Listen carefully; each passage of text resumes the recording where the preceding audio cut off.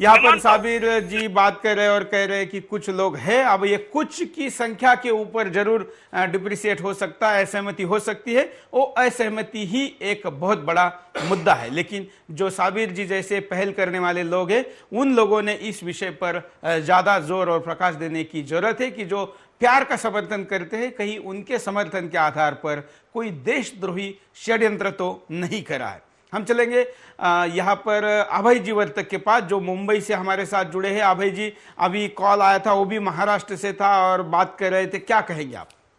अभी आप देखिए कि इसमें मेरे हाथ में भी है ये जो कागज दिख रहा है, तो इसमें साफ साफ लिखा है कि हर एक व्यक्ति को वहाँ पे लव जिहाद का काम करने के लिए 200 रुपये दिन के दिए जाते हैं। उसके लिए गाड़ी की व्यवस्था की जाती है, उसके लिए अच्छे कपड़ों की व्यवस्था की जाती है, उसको अच्छा मोबाइल अवेलेबल करके दिया जाता है। और ये पुलिस के सामने सब चीज़ें खुल के सामने आई है। अभी मेरे पास एक स्कूल के हेडमिस्ट्रेस है, जिनको कुछ दिन पहले मैं मिला था। उन्होंने बताया कि उनके स्कूल के बाहर कुछ युवक अच्छी गाड़ियाँ लेके खड़े रहते थे। उनको शक आ गया कि ऐसे क्यों हो रहा है, तो उन्होंने उन लड़कों को अपने केबिन में बुला लिया। केबिन में बुलाया तो उन्होंने उन लड़कों ने मतलब प्रिंसिपल को कहा है कि हमें इस तरह से पैसे मिलते हैं। डर के मारे उन्होंने अपना गुनाह कबूल किया। उस हेडमिस्ट्रेस ने पुलिस में कंप्लेंट भी दर्ज करवाई है। ऐसे बहुत सारी चीज़ें सामने आ रही है कि जिसके तहत आप बहुत ही कॉन्फिडेंटली कह सकते हैं कि लव जिहाद है। लेकिन दुर्भाग्य की बात है कि पुलिस और जो सरकार है, प्रशासन है, इसको दबाने के लिए प्रयास करिए। बिल्कुल, आप स्थिति पर अगर प्रकाश डाले हम अभय जी, तो महाराष्ट्र के कुछ आंकड़े आप बता सकते हैं कि किन शहरों में इसका प्रमाण ज्यादा है और ये कुल मिला के कितना बड़ा षड्यंत्र, कितने लोग इसके शिकार हुए हैं? क्योंकि ये तो ऐसा मसला है कि जिसके बारे में लोग ज्यादातर खुलकर बात नहीं करते। अभी मेरे हाथ में कम से कम 35-40 वर्तमान पत्रों में छपी हुई न्यूज़ है, जो परभणी से है, संभाजीनगर से है, जिसको बाकी के लोग औरंगाबाद कहते हैं, सोलापुर से है, सांगली से है, पूना से है, मुंबई से है। इतने सारे जगहों से ये सभी बातें सामने आई है। इसमें से एक मुद्दा तो मैं आपको बहुत ही सामने लाकर रखना चाहूँगा। ये परभणी से चीज़ है, जिसमें एक युवक को 200 रुपये देकर ऐसे ही बहकाकर लव जिहाद के लिए प्रेरित किया गया था। उस युवक ने एक महिला कांस्टेबल के गाड़ी में चलते चलते फोटो निकाले और उस महिला कांस्टेबल को जब ध्यान में आया कि मेरे फोटो का शायद ये कुछ गलत उपयोग करेगा, तो उसने उसका मोबाइल को पकड़ा, उस लड़के को पकड़ा और उस मतलब मवाली जो लड़का था, मुसलमान लड़का था, उसको बहुत पीटा और उसको पुलिस स्टेशन में वो महिला कांस्टेबल लेके गई। और वहाँ पे उस लड़के ने सिर्फ आधा घंटे में 400 मुसलमानों को इकट्ठा करवाया था, जिन मुसलमानों ने उस महिला के पति को और उसको बहुत मारा। और उस पुलिस स्टेशन में वो FIR दर्ज करवाया गया, लेकिन किसी भी मुसलमान को पकड़ा नहीं गया। अभी आपको मैं बताता हूँ, ये मेरे पास और एक है, संभाजीनगर की न्यूज़ है, जिसमें एक मुस्लिम प्रोफेसर है, उसने अपने स्कूल की उसकी विद्यार्थिनी को छेड़ा था, उसके साथ लव जिहाद का प्रयोग किया था, ये भी सिद्ध हो चुका है। मतलब ऐसी बहुत सारी चीज़ें अभी उभर के सामने आ रही है। इसमें दुख की बात है कि हमारी युवतियों को समझ में नहीं आता कि हमको फंसाया जा रहा है। उनको जब भी प्यार के मीठे मीठे बोल सुनाए जाते हैं, उनको अच्छे कपड़े देने की मतलब उनको प्रलोभन दिया जाता है, उसमें हमारी लड़कियां फंस जाती है। ये दुख की बात है कि लड़कियों को ये देखना चाहिए कि हम एक आतंकवाद को सहायता कर रहे हैं। यहाँ पे सिर्फ प्यार की बात नहीं है, आप आतंकवाद के एक षड्यंत्र का एक भाग बन रही है, एक बलि ठहर रही है।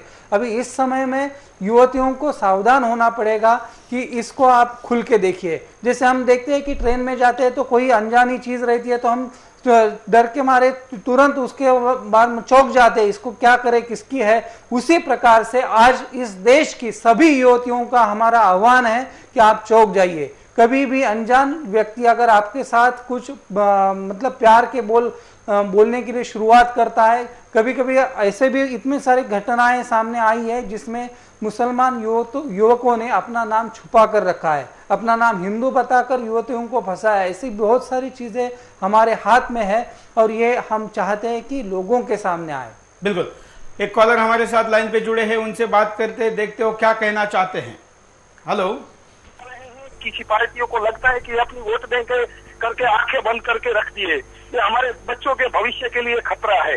नंबर 2, यदि आज हम जागरूक नहीं होंगे तो 20, 25, 50 साल के बाद अपने बच्चों को ऐसा होएगा कि हमारे पूर्वजों को जो संधि मिली थी, जो समय मिला था, उसमें जागरूक नहीं हुए, वापिस हम गुलामी की तरफ धीमे धीमे धीमे धीमे जा रहे हैं।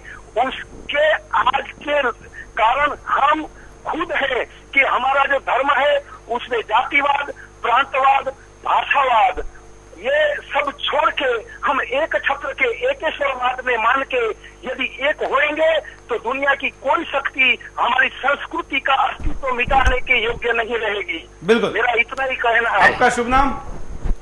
मेरा शुभ नाम कुंदन। कहाँ से बोल रहे कुंदन जी? मैं थाना से बात कर रहा हूँ सर। धन्यवाद। थाने से कॉल था। थाना का मतलब एक शहर है, महाराष्ट्र का बड़ा शहर है, मुंबई से लगा हुआ है। और एक कॉलर, बोलिए क्या कहेंगे? नमस्कार जी। नमस्कार। सबसे पहले तो मैं आपको इस बात के लिए बधाई दूंगा कि आपने राष्ट्रीय सुरक्षा को देखते हुए गंभीर मुद्दा बिल्कुल भारत की जनता के सामने रखा और देश की सरकार को जगाने का एक प्रयास किया है। और मुझे पूरी उम्मीद है कि सुदर्शन के इस कदम से भारत की सरकार इस ओर ध्यान देगी। जहाँ अभी कुछ देर पहले एक मुस्लिम भाई ने एक आपत्ति दर्ज कराई थी कि हर मुस्लिम ऐसा नहीं होता, या पर्टिकुलर किसी समुदाय को लेकर के हम ऐसी बात न करें। मैं उस भाई से भी कहूंगा कि ये किसी व्यक्ति विशेष और समुदाय का मुद्दा नहीं है, एक भारत की सुरक्षा का, भारत की अस्मिता का मुद्दा है। उसमें कोई भी हो, यदि कोई ऐसा षड्यंत्र करता है तो उसको कठोर उसकी निंदा भी की जानी चाहिए और उसको सजा भी दी जानी चाहिए। बिल्कुल सही कहेगा जी। आपके आसपास में ऐसी कोई घटनाओं की जानकारी अगर आप दे सकते हैं? देखिए, हरियाणा में कुछ इलाके ऐसे हैं, जिस तरह मेवात का इलाका है या फिर कुरुक्षेत्र के पास की मैं बात करूं तो कुछ गांवों में जो गंभीर गरीबी से तंग है, उन परिवारों में ऐसा वर्ग लगातार सेंध लगाता रहता है और उनको धर्म परिवर्तन करने के लिए उनको मजबूर करता है, उनको पैसे का लालच भी देता है और दूसरे तरह के प्रलोभन भी देता है, जिससे उनकी बातों में आकर के वो धर्म परिवर्तन कर जाते हैं। और जब धर्म परिवर्तन कर जाते हैं तो वो फिर उसका नाजायज फायदा उठा करके, क्योंकि वो ना तो फिर वो वापसी उधर जाने का रहता है और उसकी बातों को मान करके वो हर जो ना चाहते हुए कठोर कदम उठाने के लिए मजबूर हो जाता है। बिल्कुल, धन्यवाद। जैसा कि आप मुझे पीछे देख रहे हैं कि जहां दिल और प्यार का चित्र होता है वहां तो सब कुछ जायज ऐसा कहा जाता है। और इसके प्रति हमारे यहाँ पर मन बड़ा लोगों का उदार है। और खास करके भारत में जहां पर समय के साथ सामंजस्य बनाने के नाम पर कुछ लोग ऐसा गलत फायदा उठाते हैं जो कि धर्म के लिए कभी भी अच्छा नहीं हो सकता। आप बार बार इस चित्र को देखिए और जो चीजें यहाँ पर चल रही है, दिल में धोखे की खंजीर लगाई जा रही है और दिल को तोड़ा जा रहा है। दिल टूटने तक की किसी व्यक्ति की बात हो तो समझा भी जा सकता है, गलती अकेले ने की है, अकेला भुगतेगा, जिसका हाथ टूटेगा उसके गले में पड़ेगा। लेकिन जब पूरे देश, पूरे समाज और पूरे राष्ट्र के साथ कोई विघातक कृत्य की बात हो तो इसको बख्शा नहीं जाना चाहिए। इसलिए बिंदास बोल में हम आपको पूछ रहे आज कि क्या लव जिहाद षड्यंत्र है? अब तक कॉलर ने कॉल करके अपनी बात कही है। एसएमएस,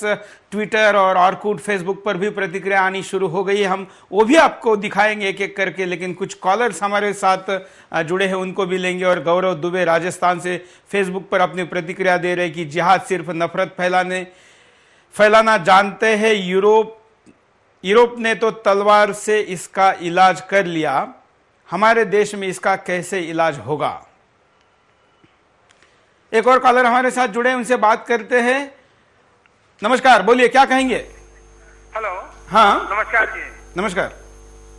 हाँ जी, आप ये देखिए कि जिस हिसाब से अभी कुछ ही देर पहले अभी टीवी पे दिखाया था, हाँ, कोई मिस्टर साबिर है, कौन है, वो कह रहे थे कि मुस्लिम समुदाय के लिए ऐसी बात आई थी, मुस्लिम नाम शब्द आ जाता है। उसमें सबसे बड़ी बात आप ये देखिए कि कश्मीर में इतने हिंदुओं के साथ होता है तो उनको कुछ नहीं हुआ। कल अब्दुल्ला नाच रहा था कल परसों तो उन्होंने कुछ नहीं बोला। आज जब ये मुस्लिम शब्द आ जाता है तो उसको उनको बड़ा इतराज हो गया है। कश्मीर का कोई किस्सा था, कहीं का भी कोई किस्सा तो ये लोग भूल जाते हैं कि क्या बात हो रही है। अरे भाई, उसमें अगर किसी भी पक्ष के साथ कोई बात हो रही तो दूसरा तो बोलेगा ही, तो उसमें क्यों एतराज होता है? कोई निशाना साध के नहीं कहा जाता है। बिल्कुल। आपका शुभ नाम? वेद प्रकाश। कहाँ से बोल रहे वेद प्रकाश जी? मोदी नगर। मोदी नगर, उत्तर प्रदेश। धन्यवाद। अभय वर्तक जी के पास चलते हैं, मुंबई देखते हैं कि अभय जी इस विषय पर क्या कहना चाहते हैं। अभय जी, जिस तरीके से अब तक लोगों की प्रतिक्रिया आप देख रहे हैं, क्या कहेंगे?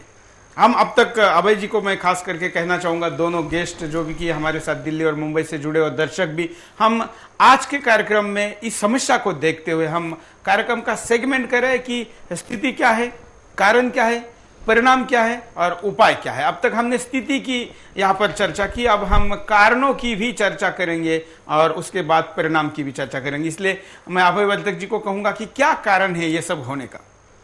इसमें आप देखेंगे तो अभी जो घटना है, तो घटनाओं का प्रमाण बहुत है। जैसे केरल में हजारों घटना, 7-8 हजार घटना तो सामने आई है, कर्नाटक में है, महाराष्ट्र में है, उत्तर प्रदेश में है। ऐसा कोई भी राज्य बाकी नहीं है कि जहाँ पे लव जिहाद की घटनाओं की समस्या, लव जिहाद की समस्या नहीं है। तो अभी देखना चाहिए कि ये जो मुस्लिम आतंकवादी युवक है, इस लव जिहाद के लिए कौन से हथियारों का उपयोग कर रहे हैं। पहले तो आप देखिए कि इंटरनेट का बहुत ज़्यादा पैमाने पे आजकल उपयोग किया जा रहा है, क्योंकि इसमें से अमीर घर की लड़कियां इनके जाल में फंसने की जो उनकी चाहत है कि अमीर लड़कियां इसमें फंसे, तो उनकी पहला षड्यंत्र रहता है कि इंटरनेट का उपयोग किया जाता है, बाद में SMS का उपयोग किया जाता है। बाद में आप देखिए कि जहाँ पे भी जितने भी कॉलेजेस है, स्कूल से, जैसे गाँव में भी ये आज तक लव जिहाद का षड्यंत्र पहुँच गया है। मतलब उन्होंने ऐसा कोई भी सेगमेंट या कोई भी ये नहीं छोड़ा है कि जिसका उन्होंने अभी तक उपयोग नहीं किया। तो अभी इसके लिए, इसके ऊपर उपाय क्या है, इसके बारे में हमें देखना होगा कि इसमें जैसे युवतियों का सहभाग न हो, इसके लिए जैसे युवतियां प्रयास करें, उसी प्रकार से उनके पालक जो है, उनके माता पिता हैं, उनकी भी उतनी ही जिम्मेदारी है कि उनकी लड़की घर में लेट क्यों आती है, उसके घर मोबाइल पे किसके फ़ोन आते हैं, वो किसके साथ बात करती है। आजकल एक ऐसा फैशन हो गया है कि ये मत देखो, उसको एक स्वातंत्र्य दे दो। लेकिन आज का आप देखेंगे, अगर इस देश को बचाना है तो इस स्वातंत्र्य को कुछ मर्यादा रखनी होगी। इस स्वातंत्र्य की मर्यादा रखना ये भी हमारा कर्तव्य है। बात करते हैं हम आपसे जानना चाहते हैं कि कारण क्या है। हम रमेश शिंदे जी के पास जाएंगे। रमेश जी, आपको मैं पूछना चाहूंगा कि इस पूरे सिचुएशन का कारण क्या है? देखिए, ये बार बार ऐसी चीजें सामने आ रही है कि हमारे देश को तोड़ने का जो षड्यंत्र है, जैसे कश्मीर के बारे में अरुंधति रॉय कह देती है कि कश्मीर का और हिंदुस्तान का कोई संबंध नहीं है, वैसे जो बार बार षड्यंत्र हमारे सामने आते हैं। मैं अभी जो एक दर्शक ने जो आपको कॉल करके बताया कि साबिर भाई शायद उनका नाम है, तो उन्होंने जो बताया कि ऐसे कोई मसला नहीं है, तो मैं आपको उदाहरण के तौर पर बोल सकता हूं कि जो आज रिपोर्टेड केसेस है, केरल के हाईकोर्ट के सामने जो केसेस है, उन केसेस की जो संख्या है 4000 केसेस है। और मैं तो ये मानता हूं कि आजकल हमारे जो भाई है वो पुलिस स्टेशन में जाने से कितने डरते हैं कि जब 10 केस बनती है तो एक केस पुलिस में रिपोर्ट होती है, तो जब 4000 केसेस यहां पर रिपोर्ट हो चुकी है, तब हम देखना चाहिए कि इनकी संख्या कितनी बड़ी पैमाने में होगी। दूसरी बात ये सामने आई है, इसका कारण क्या है, तो मैं आपको एक उदाहरण बताना चाहूंगा कि जो लिबिया के जो हेड है मोहम्मद अल गडाफी, तो उन्होंने कहा है कि अब हमको टेररिस्ट की आवश्यकता नहीं है, अब हमको होमिसाइड बॉम्बर्स की आवश्यकता